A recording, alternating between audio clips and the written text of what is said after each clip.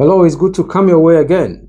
We are looking at Colossians chapter 3, verse 19. It says, husbands, love your wives and do not be harsh with them. And in our previous verse, Paul instructs wives to submit to their husbands. What seems to be the logical thing is that he will command husbands to rule, but he doesn't do that. He's telling husbands that love your wives. They are to live their faith towards their wives by loving them. We are going to look at four things. It says husbands.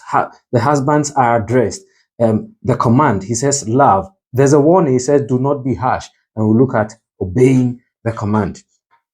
Husbands are addressed. As God's appointed leaders in the sacred institution of marriage, husbands have to understand God's purpose for marriage. Here are a few things. It's for companionship, it's for procreation, and in the new covenant, it is to portray Christ's love for the church, and it is supposed to be the primary institution for Christian education. Now, the command to love. The command in our text parallels with Ephesians chapter 5, verse 25 to verse 27, where Paul defines love, the love that he's talking about. Now, it is important to know that he does not leave the definition of love to us. He writes, as Christ loved the church. So we are going to look at some of the few things there. One, this love is supposed to be sacrificial. He says in Ephesians chapter 5, verse 25, he says, husbands, love your wives as Christ loved the church and gave up himself for her. So it is supposed to be sacrificial. The next thing is that it has a sanctifying effect. Ephesians chapter 5, verse 26, it says, that he might sanctify her, having cleansed her by the washing of water with the word. And so the love has to have a sanctifying effect.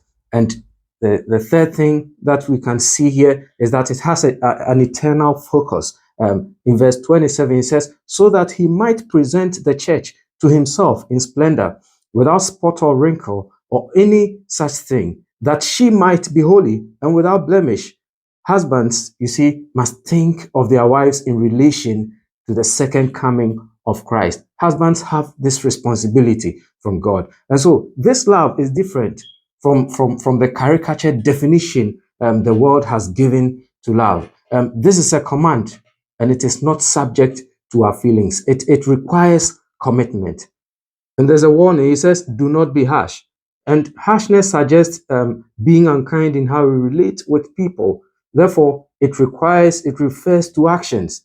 However, it would be healthier to understand this as a general attitude of the husband toward the wife, not just in acts. For example, the New King James and other older versions use the word bitter, which describes a situation of unchecked anger, which festers into resentment. And so it rather should be understood in terms of unchecked anger or an attitude that is unhealthy. You see, Jesus shows that murder is the product of anger. And so he does not just talk about murder, he rather addresses anger, which is that unchecked attitude. Therefore, the unchecked anger is what produces the harshness. Therefore, husbands must not harbor anger.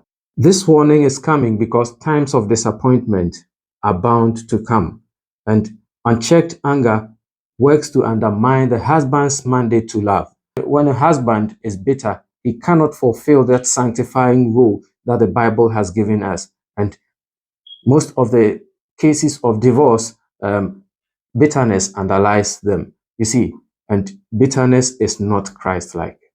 So obeying this command, the standard is very high, and it is a picture. The love of the husband that is being painted in these verses is a picture of self-denial, which is beyond the capacity of the human nature. The call to be a husband is a call to submit to God and lead by following the example of Jesus when he washed the feet of his disciples. Love is the most obvious mark of the disciples of Christ. God is calling husbands to the ministry of love. It is a call to walk daily with Christ. With God, all things are possible. This is a call to train ourselves in godliness. It means we need to be ruled by the peace of Christ. The word of Christ must dwell richly in us, and we are to live in the name of Christ. To Christian husbands, this is not a suggestion, it is a command. And I pray that God enables us to fulfill this. God richly bless you.